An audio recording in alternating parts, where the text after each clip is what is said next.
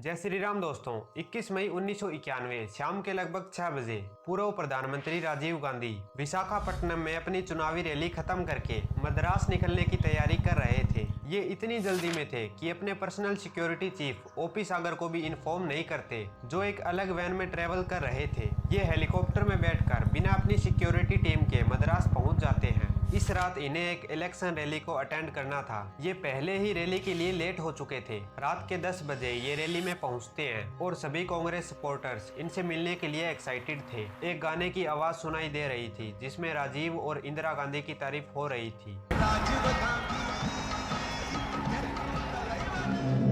लगभग 10:19 राजीव गांधी जैसे ही मंच पे आगे बढ़ते हैं, तभी अचानक से एक बहुत बड़ा धमाका होता है। चारों तरफ अफरा तफरी मच जाती है। बाद में पता चलता है कि इस ब्लास्ट में 18 लोग मारे गए, जिसमें से एक राजीव गांधी भी थे। I dream of an India strong, independent, self-reliant, and in the forefront and the front rank of the nations of the world in the service of mankind. और हैरानी की बात यह थी कि इस असैसिनेशन के पीछे कौन था, इसका किसी को पता नहीं था। आइए दोस्तों, जानते हैं राजीव गांधी के असैसिनेशन की पूरी कहानी आज के इस वीडियो में।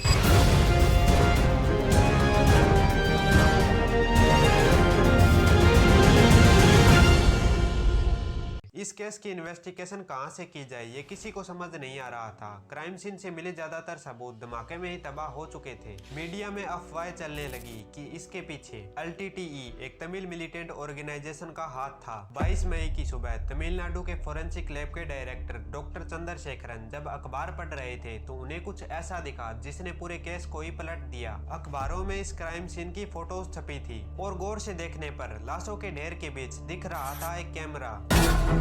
ये तो कैमरा लग रहा है। बाद में पता चलता है कि ये कैमरा हरिबाबू नाम के एक फोटोग्राफर का था, जिसकी मौत भी इस ब्लास्ट में हो चुकी थी। क्राइम सीन से मिले छोटे छोटे सबूतों से अब ये तो साफ हो गया था कि यहाँ पर एक ह्यूमन बॉम्ब का इस्तेमाल किया गया था। ये बॉम्ब स्टेज या किसी गाड़ी में नहीं था, बल्कि इसे किसी इंसान के ऊपर लगाया गया था। एविडेंस में मिली इस तस्वीर को देखिए। ये तमिलनाडु की सब इंस्पेक्टर अनुसुईया है, जो उस समय राजीव गांधी के पास थी। इस ब्लास्ट के बाद वो बुरी तरीके से जल गई थी और हॉस्पिटल में थी, लेकिन फॉर्चुनेटली वो जिंदा थी। अनुसुईया बाद में बताती है कि उसने इस बॉम्बर को रोकने की कोशिश की थी, लेकिन राजीव गांधी ने उसे अपने पास बुला लिया। उसके बाद वो राजीव गांधी के पैर छूने के लिए झुकी और फिर ब्लास्ट हो गया।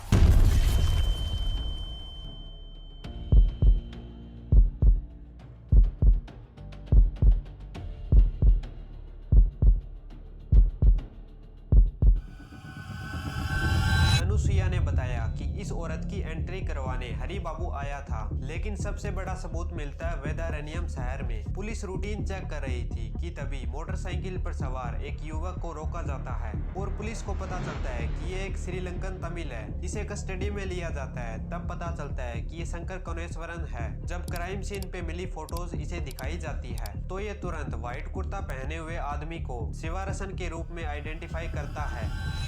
शिवरसन इन मुळु तिट्टत्तुक्कुम मूलयाग इंदु செயல்பட்டவர்। पुलिस इसके पास से मिले सारे सामान को जब्त कर लेती है, जिसमें पता चलता है कि शिवरसन की एक आंख है और उस बॉम्बर का नाम धानु है। इस साजिश में नालिनी और उसका लवर दास भी शामिल था। इसके साथ सुबा नाम की लड़की भी उनके साथ थी। एक एक करके अब सारे नाम सामने आ रहे थे। 20 अगस्त की सुबह फाइनली NSG कमांडो एक घर पर रेड करते हैं, जहाँ उन्हें शिवरसन और बाकी ऑपरेटर्स की लाश मिलती है। NSG कमांडो के पहुँचने से पहले ही उन्होंने साइनाइड खा लिया था और शिवरसन के साथ ही राजीव गांधी के असैसिनेशन के सारे सबूत दफन हो गए। अगर वीडियो पसंद आई हो तो इसे अपने दोस्तों के साथ शेयर करें। मिलते हैं किसी नए वीडियो में, तब तक के लिए जय श्री राम।